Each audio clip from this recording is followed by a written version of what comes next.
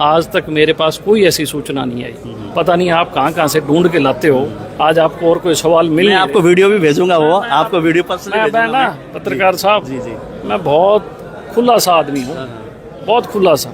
आप मेरे साथ अभी बैठ के चलो, मैं आपको दिखाऊंगा कि वो प्रॉपर्टी किसकी है। वो लोग ये कह रहे हैं कि वहाँ के जो हालात है पार्क का वो सुधारनी है। एक तो सुन लो, चौधरी देवीलाल जी का जो पार्क है वो पंजाब में पड़ता है। आपकी नॉलेज के लिए बताऊं, हाँ, मुझे पंजाब में नहीं पड़ता है। हाँ मुझे नहीं पता भी आज आप सवाल पूछ रहे हो तो आप कहीं बीजेपी के इशारों पे पूछ रहे हो या नहीं। मैं बड़ी क्लियरली बात बता रहा हूँ। आपको इस बात की जानकारी होनी चाहिए कि वो जो पार्क है पंजाब वो में पड़ता है, तो उसको सफाई, उसकी सब रख रखाव वो सरकार की प्रॉपर्टी है।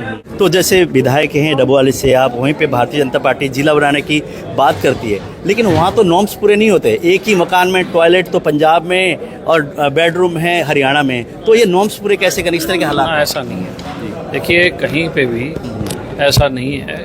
जो हमारी बाउंड्री है, हमारे जो मकान है उसके पंजाब में ठीक है, गली पंजाब में हो सकती है, लेकिन उनके दूसरी गली भी लगती है, तो बैक साइड हमारी जो है निश्चित तौर पे वो पंजाब को टच होती है। ऐसा ये किसी ने आपको अगर ये जानकारी पहुंचाई है तो ये सारा मैं समझता हूँ मिथ्या है। अच्छा, डबोवाली की हम लोग बात करते हैं, पंजाब हरियाणा दोनों का एक तरह बॉर्डर पड़ता है, वहाँ पे नशा बहुत है। आज के दिन 90% नशा वहाँ पे है, बहुत सारे गोलियाँ बिकती है, बहुत सारी चीज़ें हैं, और लोग कहते हैं ना बाइक चोरी होगी, चोरी तो हरियाणा में हुई और जाके पुलिस वाले ही रख देते हैं पंजाब में ताकि कार्रवाई, मतलब इस तरह के हालात हैं। उसको बदलने के लिए किस तरह के प्रयास होंगे? किसकी जिम्मेवारी है ये? नशा रोकने की जिम्मेवारी किसकी है? आप बताओ किसकी जिम्मेवारी है? आपकी भी बनती है, दायित्व तो आपका है, सरकार हरियाणा में, लेकिन पहल तो आपसे होनी चाहिए। मेरी जिम्मेवारी है। मैं हमेशा ये कहता हूँ कि जब पुलिस वाले, पंजाब पुलिस की एसआई सिरसा के अंदर नशा बेचती हुई पकड़ी गई, किसके पास गई होगी? पुलिस वाला किसके पास जाता होगा? तो जैसे कि अभय सिंह चौटाला की अगर बात करें, उनके सभी लोग कहते हैं कि बेबाक हैं, जो करने और करने में फर्क नहीं है, लोग एक तरह से प्रशंसा भी करते हैं। फिर क्या ऐसे कारण हैं चुनाव के समय रिजल्ट विपरीत आते हैं? देखिए इस चुनाव में तो हुड्डा बीजेपी की बी टीम की तरह काम कर रहा था और कांग्रेस को तो बीजेपी वालों ने गिरवी रख दिया था। नमस्कार, आप देख रहे हैं आरएसएन एक्सप्रेस। इस समय हमारे साथ है डबोवाली से विधायक आदित्य जी। हम बात करेंगे, हालांकि प्रशिक्षण शिविर है, हिसार में आए हुए हैं, इनसे कुछ डबोवाली के मुद्दे हैं, कुछ प्रशिक्षण शिविर को लेकर हम बातचीत करेंगे। सर पहले तो स्वागत है आपका। बहुत बहुत धन्यवाद आपका। जी, जैसे इनेलो को मजबूत करने के लिए नया संगठन का विस्तार हो रहा है, उसके साथ प्रशिक्षण शिविर की बात है, क्या लगता है आने वाले समय में कितनी मजबूती मिलने वाली इनेलो को? देखिए लोकदल तो पहले दिन से ही मजबूत थी, ग्रामीण अंचलों में और हरियाणा में खास तौर पे। ठीक है, किन्हीं कारणों से एक पार्टी के दो हिस्से हुए, लेकिन मूलतः जो पेरेंटल पार्टी वो इंडियन लोकदल है, लोगों का जुड़ाव भी इससे है। लोगों ने वो एक दौर देख लिया था जब एक डिफेक्शन इस पार्टी से होकर उन्होंने सत्ता के साथ किस तरीके से साझेदारी की और किस तरीके का 5 साल में उन्होंने हरियाणा को लूटने का काम किया। कि आज हरियाणा के जनमानस जो ग्रामीण अंचल में बैठा है, चाहे वो गरीब है, मजदूर है, व्यापारी है, किसान है, उन सब की एक ही आस उम्मीद है इंडियन नेशनल लोकदल। और उसका सबसे बड़ा कारण कि आज सरकार का विरोध कोई नहीं कर रहा। जो कांग्रेस विपक्षी दल में मुख्य तौर पे बैठी है, ना तो विपक्षी भूमिका निभा रही, और जब हरियाणा में पानी का संकट आया उस समय भी कांग्रेस मौन थी। लेकिन इंडियन नेशनल लोकदल हरियाणा के किसानों के गांव देहात के मुद्दे को लेके, पानी के मुद्दे को लेके हम लोग सड़कों पे थे, और हमारी संघर्ष की जो सड़क से हमारा जो ललकार थी, मैं समझता हूँ कि शायद उस ललकार को सुन के पंजाब सरकार ने हमें हमारा पानी दिया। इसके बाद जो बिजली के दाम बढ़ाए गए, जो गरीब को और मारा गया, उसको परेशान किया गया, उसका जो आर्थिक महीने का बजट था कहीं ना कहीं वो डिस्टर्ब हुआ, उसको लेके भी इंडियन नेशनल लोकदल ने चेतावनी देने का काम किया। हरियाणा में प्रदर्शन किया हमने और चेताया सरकार को, अगर दाम वापस ना लिए तो हम इसको तहसील तक, हमारे डिस्ट्रिक्ट हेडक्वार्टर तक इन जलसे और जुलूस को लेके आएंगे।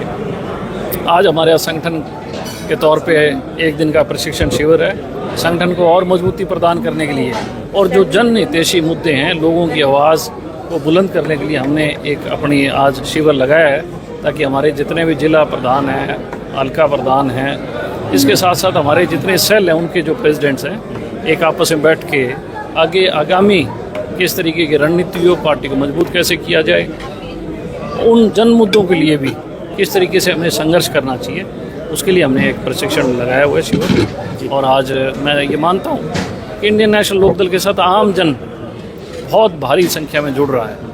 तो जैसे विधायक हैं डबवाली से आप, वहीं पे भारतीय जनता पार्टी जिला बनाने की बात करती है, लेकिन वहाँ तो नॉर्म्स पूरे नहीं होते। एक ही मकान में टॉयलेट तो पंजाब में और बेडरूम है हरियाणा में, तो ये नॉर्म्स पूरे कैसे करें? इस तरह के हालात ऐसा नहीं है। देखिए, कहीं पे भी ऐसा नहीं है।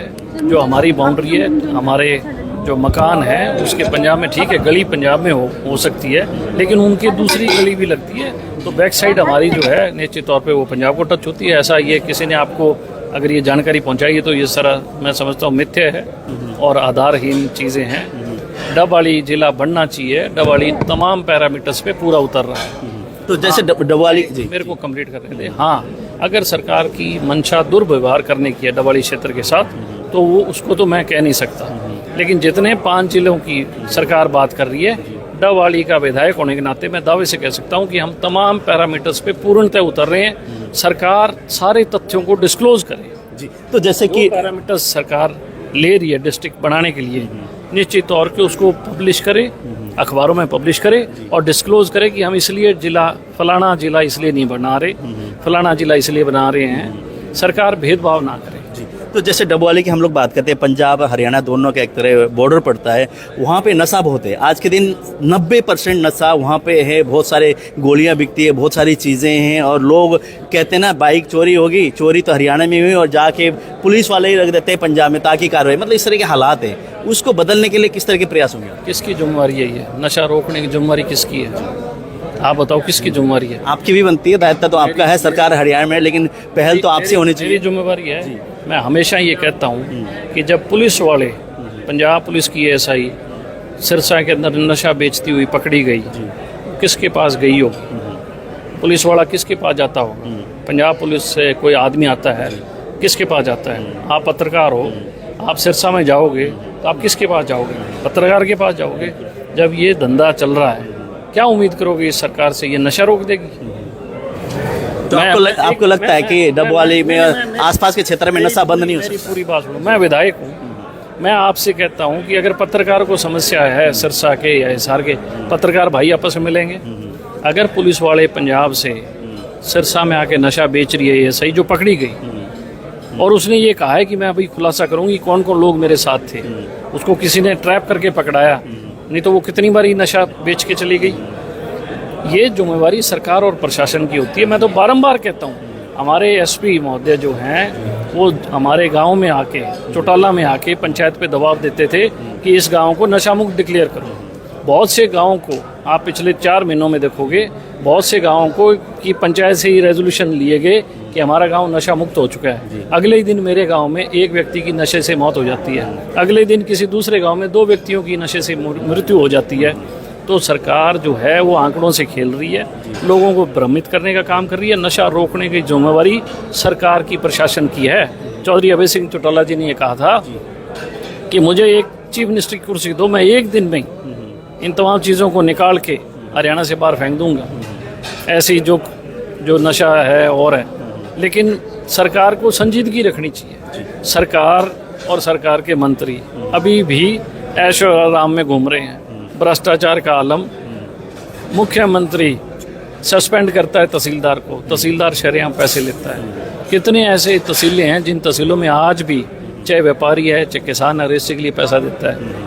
गरीब आदमी प्लाट लेता है तो रजिस्ट्री के लिए पैसा देता है। बिजली का काम हो तो भ्रष्टाचार, पुलिस का महकमा हो तो भ्रष्टाचार, पानी का महकमा हो तो भ्रष्टाचार। भ्रष्टाचार की सारी हदें इन्होंने पार कर दी।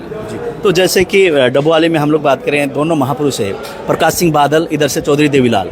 वहाँ पे एक पार्क बना हुआ है, दोनों की प्रतिमा वहाँ पे लगी हुई है, बहुत सुंदर पार्क बनाया गया है, लेकिन उसके हालात बदहाली है। और वहाँ पे दोनों परिवार में से कोई भी ऐसे नहीं जाते कि वहाँ पे माला अर्पण करके उनके पुण्यतिथि पे, और इस तरह से वहाँ के लोगों का ही कहना है। तो ये इस पर आप किस तरह? आप गए? कब गए? हमने खबर भी बनाई है। कब गए? 1 महीने पहले की बात कर रहा हूं। चौधरी देवीलाल जी की प्रतिमा का कार्यक्रम किस दिन होता है आप बताओ?